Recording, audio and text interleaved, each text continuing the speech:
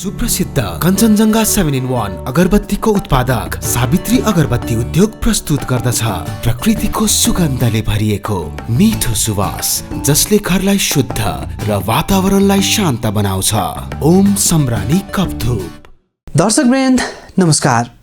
केन्द्रबिन्दु समाचारमा यहाँहरूलाई स्वागत गर्छु। म मनोज नेउपाने। केन्द्रबिन्दु समाचारमा हामी दिनभरिका महत्त्वपूर्ण एवं खोजमूलक समाचारहरू सम्प्रेषण गर्ने गर्छौँ। आजको केन्द्रबिन्दु समाचार सुरु गरौँ प्रमुख शीर्षकहरूबाट। विकास विरोधीहरू सरकार परिवर्तनको खेलमा लागेको प्रधानमन्त्री ओलीको भनाई। कोभिडको नयाँ लहरका निम्ति सचेतता नअपनाउने हो भने फेरि पनि लकडाउनमा जानुपर्ने चेतावनी। ओली सरकार संविधान र ऐन कानुनलाई मिच्दै राज्य सत्ता कब्जा गर्ने अभियानमा लागेको प्रचण्डको आरोप। निजामती कर्मचारी ऐन पनि प्रधानमन्त्रीले नै रोकेको भनाई। कुर्ता जयनगर रेल सञ्चालनमा कानुनी अभाव। कानुन नआउँदासम्म इन्जिन ल्याउन नमिल्ने। नेपाल पत्रकार महासङ्घको नयाँ नेतृत्वमा प्रेस युनियन गठबन्धनका उम्मेद्वार विपुल पोखरेलको जित। महासङ्घको निर्णय प्रक्रिया र नीति निर्माणमा दलीय प्रभाव पर्न नदिने भनाई। र सङ्कटाले जित्यो आहा रारा गोल्ड कपको उपाधि। ट्राइब्रेकरमा 4-2 गोल अन्तरले अफ्रिकन रुट्स पराजित। जस्तै परिस्थितिमा पनि होन्डा छ सधैँ तपाईसँगै। त्यसैले अब होन्डा हुनेछ तपाईसँग मात्र ₹1 डाउन पेमेन्ट वा ₹1 इएमआई वा 1% इन्ट्रेस्ट रेटमा। थप जानकारीका लागि यी नम्बरमा कल गर्नुहोस् वा माथि दिएको लिङ्क क्लिक गर्नुहोस्। होन्डा छ सधैँ तपाईसँगै। International School of Tourism and Hotel Management. अब पूरा समाचार। अफ्रिकन रुट्सलाई ट्राइब्रेकरमा पराजित गर्दै सङ्कटा क्लबले पोखरामा सम्पन्न 19औं संस्करणको आहा रारा गोल्ड कपको उपाधि उचालेको छ। गोलकिपर राजा बाबु थापाको उत्कृष्ट खेलको प्रदर्शनबाट सङ्कटाले पेनाल्टी सुटआउटमा 4-2 गोलको जित निकाल्दै उपाधि उचाल्न सफल भएको हो। यससँगै सङ्कटाले पोखरामा सम्पन्न आहा रारा गोल्ड कपको 19औं संस्करणको उपाधि उचाल्न सफल भएको हो। ट्राइब्रेकरमा अफ्रिकन रुट्सका 2 खेलाडीले अवसरको सदुपयोग गर्न नसक्दा सङ्कटाका अमित तामाङ, सुभाष गुरुङ, निरज बस्नेत, आयुष खलानले गोल गरेका थिए। हेरौँ पूरा समाचार।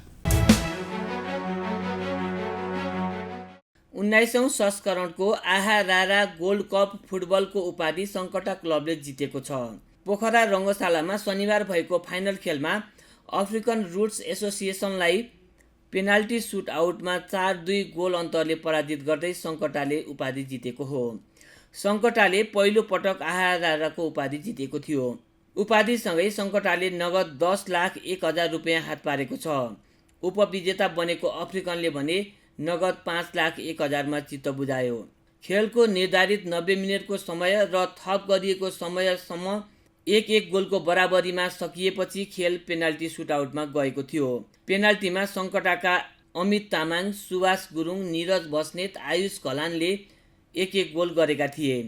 अफ्रिकनका यानिक र रिमले गोल गरे पनि एम्बाकोपको प्रहार सङ्कटाका गोलकिपर राजा बाबु थापाले बचाउँदा कुइटेको प्रहार बाहिरिएको थियो। पेनाल्टी अघि खेलको 10औं मिनेटमा बासेकले गोल गर्दै अफ्रिकन रुटलाई 1-0 को अग्रता दिलाएका थिए। उनले मौसाको सटिक पासमा गोल गरेका थिए। खेलको 21औं मिनेटमा अफ्रिकनले अग्रता दोब्बर बनाउने मौका गुमाएको थियो।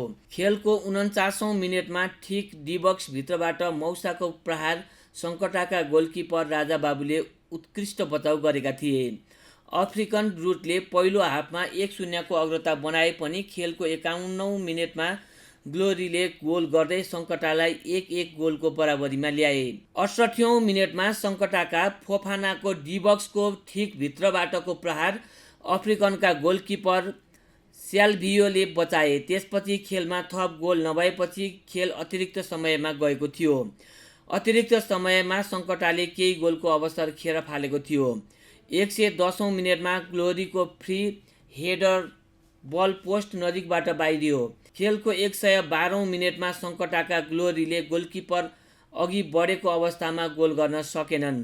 उनको चिप बलले पोस्टको दिशा लिन सकेन।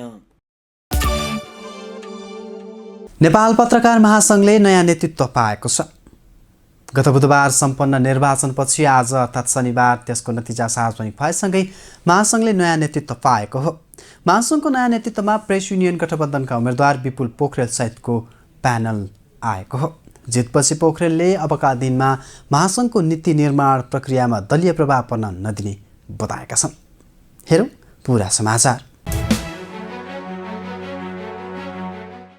नेपाल पत्रकार महासङ्घको निर्वाचनको अन्तिम परिणाम सार्वजनिक भएको छ।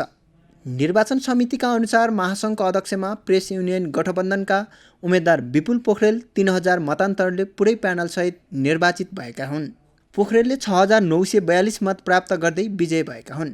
निकटतम प्रतिद्वन्दी प्रेस चौतारीकी उम्मेद्वार निर्मला शर्माले 3915 मत प्राप्त गरेकी छिन्। अध्यक्षका अर्का प्रत्याशी गजेन्द्र बुढाथोकीले 691 मत प्राप्त गरेका छन्। महासङ्घको चुनावमा काङ्ग्रेस, माओवादी, एमालेको माधव नेपाल पक्ष, राष्ट्रिय जनमोर्चा सहित 11वटा दल आबद्ध पत्रकारहरू गठबन्धन बनाएर लडेका थिए। सो गठबन्धनको प्यानलबाट केन्द्रीय कार्यसमितिमा 3 सदस्य बाहेक सबैले जितेका हुन्। अर्कोतर्फ एमाले सम्बद्ध प्रेस चौतारी र जनता समाजवादी पार्टी सम्बद्ध नेपाल प्रेस मञ्चले गठबन्धन बनाएर निर्मला शर्माको नेतृत्वको प्यानल खडा गरेका थिए। सो गठबन्धनले प्रदेश 1 को एउटा केन्द्रीय सदस्य र प्रदेश 2 को दुवै सदस्य तथा नेतृत्व जितेका छन्। महासङ्घको वरिष्ठ उपाध्यक्षमा रमेश विष्ट, समावेशी उपाध्यक्षमा उदय जीएम र महिला उपाध्यक्षमा बाला अधिकारी निर्वाचित भएका छन्। त्यस्तै महासचिवमा रोशन पुरीले जितेका छन्। यसैबीच नवनिर्वाचित अध्यक्ष पोखरेलले महासङ्घको निर्णय प्रक्रिया र नीति निर्माणमा दलीय प्रभाव पर्न नदिने प्रतिबद्धता जनाएका छन्। शनिबार विजय जुलुस मनाउँदा पोखरेलले महासङ्घका कुनै पनि कुरामा दलीय एजेन्डाको प्रभाव पर्न नदिने बताए। यस्तै श्रमजीवी पत्रकारको हक हितका मुद्दालाई अगाडि लैजाने सम्बन्धमा आफूले कहीँ कतै सम्झौता नगर्ने प्रतिबद्धता पनि जनाए। पत्रकार महासङ्घ भने श्रमजीवी पत्रकारहरू र स्वतन्त्रताका पक्षधरहरूको संस्था हो। यसको निर्वाचनका बेलामा धेरै चासोहरू, राजनीतिक चासो, अन्य स्वार्थी समूहको चासो पनि देखिन्छ। यसलाई हामी पूर्ण रूपमा खारेज गर्न पनि सक्दैनौँ। हाम्रो सामाजिक जुन अवस्था छ, सामाजिक मनोविज्ञान छ, त्यसको रिफ्लेक्ट भएको हो। तर पत्रकार महासङ्घको मूल प्रवाहले ती राजनीतिक यो चासोहरूलाई, ती राजनीतिक तपाईँको हस्तक्षेपका प्रयासहरूलाई अथवा आफ्नो राजनीतिक एजेन्डा स्थापित गर्ने चाहनालाई कहिले पनि स्वीकार्न सक्दैन।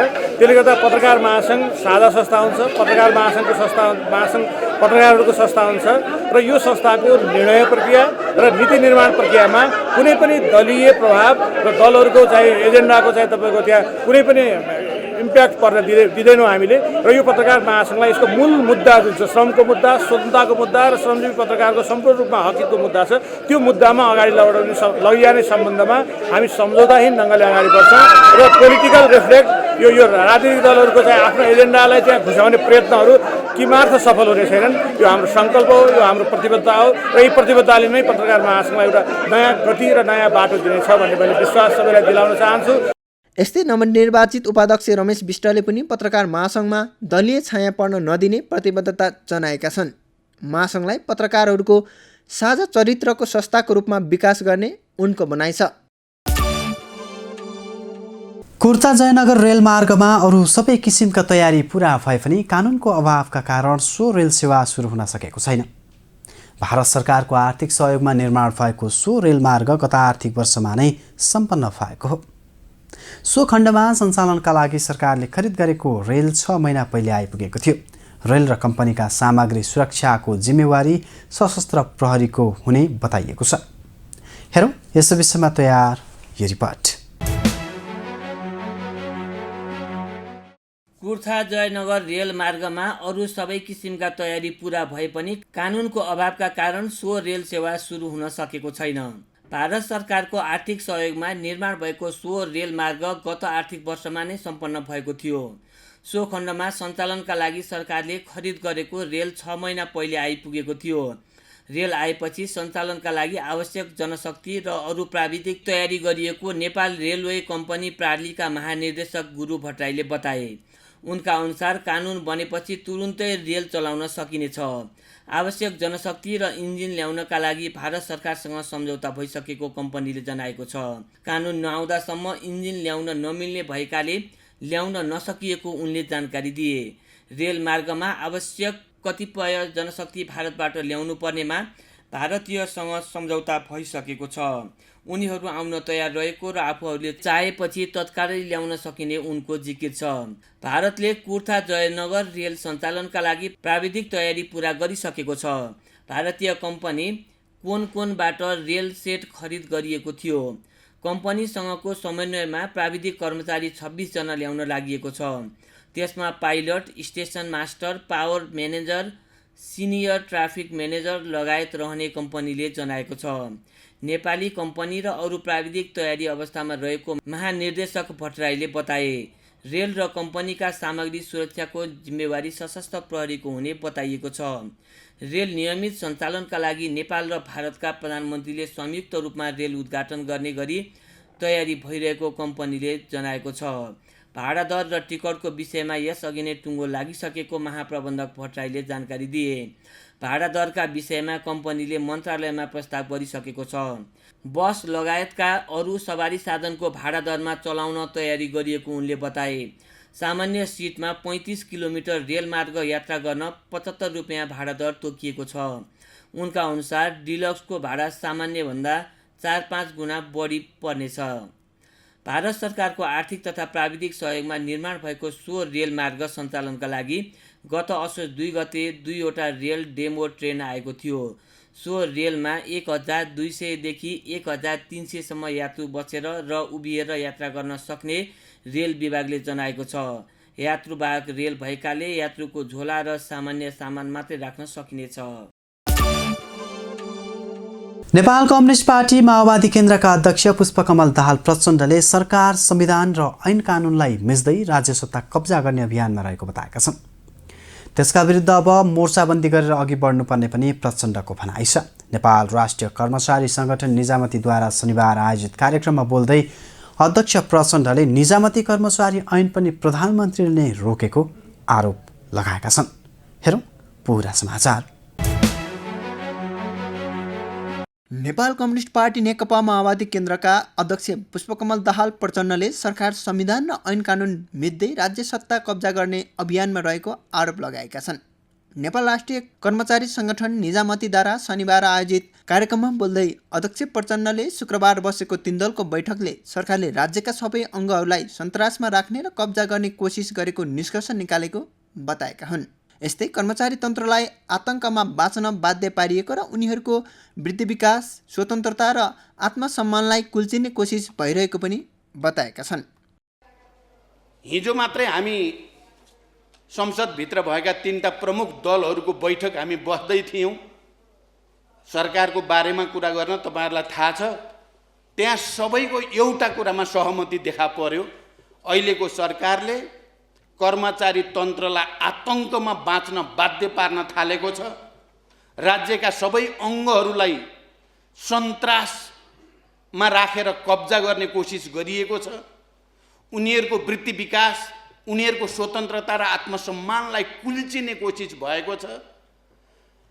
राज्यका सबै अङ्गहरूमाथि जबरजस्ती कब्जा जमाउने षड्यन्त्र सुरु भएको छ भन्ने कुरामा सबैको सहमति देखियो। त्यहाँ तपाईहरु विचार गर्नुहोस्, यो आफैमा एउटा ठुलो विडम्बनाको स्थिति हो। सरकारले कानुन अनुसार हुनै नसक्ने र हुनै नहुने कामहरू गरिरहेको पनि अध्यक्ष प्रचण्डले बताएका छन्। सरकार अवैधानिक, असंवैधानिक र अलोकतान्त्रिक काम गर्न तर्फ उन्मुख भइरहेकाले देशमा निकै ठुलो अन्यल र सन्तास उब्जिएको पनि बताए। दिनदिनै जस्तो के संविधान, के ऐन कानुन, नियम सबैलाई मिच्दै जबरजस्ती राज्य सत्ता कब्जा गर्ने एउटा बडो डरलाग्दो अभियान चलेको स्थिति छ। अहिले हुनै नसक्ने र हुनै नहुने कुराहरू भइराखेका छन्। जे आधिकारिक हो, जे वैधानिक हो, जे संवैधानिक हो, जे विधिसम्मत हो त्यसलाई गलत्याइएको छ, त्यसलाई निमोटिएको छ। जे अवैधानिक हो, असंवैधानिक हो, अलोकतान्त्रिक हो, नियम विरोधी कुरा हो त्यसलाई पछ्याइएको छ सरकारबाट। यहीँबाट सबै चिज अहिले देशमा निकै ठुलो अन्यल र सन्तास छ। अध्यक्ष प्रचण्डले सरकारले संविधानलाई मिच्ने कोसिस जारी राख्दै गएमा नयाँ खालको विद्रोहमा जानुपर्ने पनि बताएका छन्। लोकतान्त्रिक गणतन्त्र र संविधान सभा मार्फत बनेको संविधानको रक्षाको निमित्त पनि आन्दोलनमा जानुको विकल्प नदेखिएको उनको भनाइ छ। तर विद्रोहमा जानु अगाडि नयाँ सरकार गठन गरेर सोही सरकार मार्फत अहिले भइराखेका ज्यादतीहरूलाई सच्याउन चाहेको पनि प्रचण्डको भनाइ छ। साँच्चै संविधानलाई मिच्ने नै कोसिस जारी रह्यो, यदि लोकतान्त्रिक मान्यतालाई कुल्चने र निरङ्कुश र स्वेच्छाचारी ढङ्गले नै जाने कोसिस भयो भने एउटा अर्को नयाँ खालको विद्रोहमा हामी सङ्गठित हुनुपर्ने, विद्रोहमा जानुपर्ने अवस्था आउन सक्छ केही समयपछि नै। मैले भने हामी चाहिँ त्यो आन्दोलन हामीले शान्तिपूर्ण र प्रतिस्पर्धाको तरिकाद्वारा नै लान चाहन्छौँ। हामी त्यो परिस्थिति आउनुभन्दा अगाडि नै नयाँ सरकार गठन गरेर त्यो सरकार मार्फत यो बीचमा भएका ज्यादतीहरूलाई सच्याउन चाहन्छौँ। सरकारले संसदीय समितिबाट पारित भएका ऐनहरूलाई अगाडि बढाउन नचाहँदा कतिपय ऐनहरू बढ्न नसकेको पनि अध्यक्ष प्रचण्डले बताएका छन्। निजामती कर्मचारी ऐन पनि प्रधानमन्त्रीले नै रोकेको कारण संसदमा आउन नसकेको आरोप समेत लगाएका छन्। अध्यक्ष प्रचण्डले यो सरकार अब धेरै दिन नचल्ने र नयाँ सरकार बनेपछि कर्मचारीका मागहरूको सम्बन्धमा साथ समर्थन र सहयोग रहने पनि प्रचण्डको भनाइ छ। दर्शकवृन्द, अब आजको टप 1 न्युजको पालो। प्रधानमन्त्री केपी शर्मा ओलीले विकास विरोधीहरू सरकार परिवर्तनको खेलमा लागेको बताएका छन्। उनले विकास विरोधी र मुलुकमा अस्थिरता निम्त्याउन खोज्नेहरूले सरकारको विकल्प खोज्नेतर्फ उन्मुख भएको भन्दै त्यस्ता क्रियाकलापमा संलग्नहरूलाई शकुनीको संज्ञा दिएका छन्। प्रधानमन्त्री ओलीले कोरोनाको नयाँ भेरिएन्ट र नेपालमा बढ्दो सङ्क्रमणका बीच सचेतता नअपनाइए फेरि पनि लकडाउनमा जानुपर्ने हुन सक्ने चेतावनी पनि दिएका छन्। हेरौँ यसै विषयमा तयार यो रिपोर्ट। प्रधानमन्त्री केपी शर्मा ओलीले विकास विरोधीहरू सरकार परिवर्तनको खेलमा लागेको बताएका छन्। शनिबार काठमाडौँमा आयोजित नेपाल उद्योग वाणिज्य महासङ्घको 55 वार्षिक साधारण सभा तथा उद्योग वाणिज्य दिवसको उद्घाटन सत्रलाई सम्बोधन गर्दै प्रधानमन्त्री ओलीले विकास विरोधीहरू सरकार परिवर्तनको खेलमा लागेको दाबी गरेका हुन्। भूकम्पले ध्वस्त बनाएका संरचनाहरूको पुनर्निर्माण, अस्पताल र बाटाहरू निर्माणका लागि सरकारले उल्लेखनीय काम गरेको पनि प्रधानमन्त्रीले दाबी गरे। विकास विरोधी र मुलुकमा अस्थिरता निम्त्याउन खोज्नेहरूले सरकारको विकल्प खोज्नेतर्फ उन्मुख भएको भन्दै प्रधानमन्त्रीले त्यस्ता क्रियाकलापमा संलग्नहरूलाई शकुनीको संज्ञा दिएका छन्। उनले संसदीय अङ्कगणितलाई दुरुपयोग गर्ने शकुनीका गोटी नै आफूले फ्याँकिदिने चेतावनी समेत दिएका छन्। मलाई सरकार जान्छ कि भन्ने कुनै पिर पनि छैन। सरकार पहिले पनि म सरकारबाट हटाइए हुँ, फेरि जनताले सरकारमा ल्याए। अहिले पनि हटाइए भने यही संसदको एकातिर लान खोजेको थियो, अर्कातिर धकेलिहाल्यो भने केही छैन। 18 महिना हो, 20 महिना होला। त्यसपछि फेरि यस्तो अङ्कगणितलाई वरपर पार्न खोज्ने खालका शकुनीका गोटी पनि फ्याँकिनेछन्। गोटी नै फ्याँकिदिएपछि शकुनीले के लडाउँछ? मुलुकमा अस्थिरता ल्याउन खोज्नेहरूले संसदीय अङ्कगणितलाई व्यक्तिगत स्वार्थका लागि दुरुपयोग गर्ने प्रयास गरिरहेको उल्लेख गर्दै उनले आफूले त्यस्तो हुन नदिने दाबी गरे। समृद्ध नेपाल, सुखी नेपालीको लक्ष्य हासिल गर्नका लागि उद्योग व्यवसायलाई सबै ढङ्गले सुदृढ बनाउनु पर्ने भन्दै प्रधानमन्त्रीले सम्मानित उद्योग व्यवसाय समुन्नत नेपालको मर्म अनुसार अघि बढ्नुपर्नेमा जोड दिए। देशले पनि उद्योग व्यवसायबाट सम्मानयोग्य व्यवहारको अपेक्षा गर्ने भन्दै उनले त्यसतर्फ पनि सबैलाई सचेत गराए। उनले उद्योग व्यवसाय विस्तार र विकासमा देखिएका समस्या समाधान गर्न सरकार तयार रहेको भन्दै सरकारलाई बुदागत रूपमा सुझाव दिन पनि आग्रह गरे। कार्यक्रममा प्रधानमन्त्री ओलीले कोभिड-19 को सावधानीपूर्वक सामना गर्नुको विकल्प नभएको भन्दै सामाजिक जीवनलाई खलबलिन नदिने गरी अनुशासित ढङ्गले आफ्ना क्रियाकलापलाई निरन्तरता दिनुपर्नेतर्फ सबै सचेत हुन आवश्यक रहेको बताए। सचेतता अपनाइएन भने फेरि पनि लकडाउनमा जानुपर्ने हुन सक्ने भन्दै उनले पर्याप्त सावधान रहेर अनुशासित बन्न आग्रह पनि गरे। लकडाउन गर्नै हुन्न भन्ने देश दोहोऱ्याएर तेह्रयाएर लकडाउनमा जाँदैछन्। अहिले हामीले पनि समयमै सचेतनता अपनाएनौँ भने, सावधानी अपनाएनौँ भने फेरि हामी लकडाउनमा पुग्दैनौँ भन्ने कुनै ग्यारेन्टी हुन सक्दैन। हामी आफै घरबाट बाहिर निक्लिन नसक्ने अवस्थामा हुन्छौँ, किनभने ज्यान खतरामा हुन्छ। सेकेन्ड वेभ थर्ड वेभ आइराख्या भन्छन् नि, त्यो वेभ कसरी आउँछ? त्यसले केही पनि बुझ्दैन। त्यो त यति सानो छ कि त्यसको बुझ्ने खालको गिरी हुँदैन, त्यसको केही पनि बुझ्दैन। त्यसले सेकेन्ड वेभ पनि बुझ्दैन, थर्ड वेभ बुझ्दैन। हामी जति छाडा हुन्छौँ त्यति चम्किन्छ, जति नियन्त्रित हुन्छौँ त्यति खुम्चिन्छ। त्यसले खुम्चिन बाध्य हुन्छ, त्यो सिद्धिन बाध्य हुन्छ। त्यसलाई हामीले फैलिन नदियो भने हाम्रो व्यवहारमा त्यो निर्भर गर्छ। प्रधानमन्त्री ओलीले कोभिड-19ले केही गम्भीर धक्का पुर्याएको भनिए पनि सरकार सबै क्षेत्रमा सम्हालेर अघि बढिरहेको र सफलता पनि प्राप्त गरेको दाबी गरे। व्यापार घाटालाई कम गर्नतर्फ सरकारले सफलता प्राप्त गरेको भन्दै प्रधानमन्त्रीले आयात निर्यातको सन्तुलन मिलाउने तर्फका प्रयास सफलता उन्मुख भएको, मजदुर हडतालको समस्या समाधान हुनका साथै नेपालबाट हिंसा समाप्त भएकाले उद्योग विस्तारका लागि उपयुक्त वातावरण बनेकाले उद्योग व्यापारलाई शान्तिपूर्ण र भयरहित वातावरणमा अघि बढाउन सकिने पनि बताए। हस्त दर्शकवृन्द, आजका लागि केन्द्रबिन्दु समाचार सकिएको छ। भोलि पुनः यसै समयमा हामी उपस्थित हुने नै छौँ। तबसम्मका लागि बिदा दिनुहोस्। केन्द्रबिन्दु न्युज हेर्दै गर्नुहोला। नमस्कार। कलङ्कीमा अवस्थित नेपालकै पहिलो ठुलो र अत्याधुनिक होलसेल बजार एनबिटिसी सञ्चालनमा कम्प्लेक्समा सम्पूर्ण फेन्सी तथा कस्मेटिक सामानहरू होलसेल मूल्यमा उपलब्ध छन्।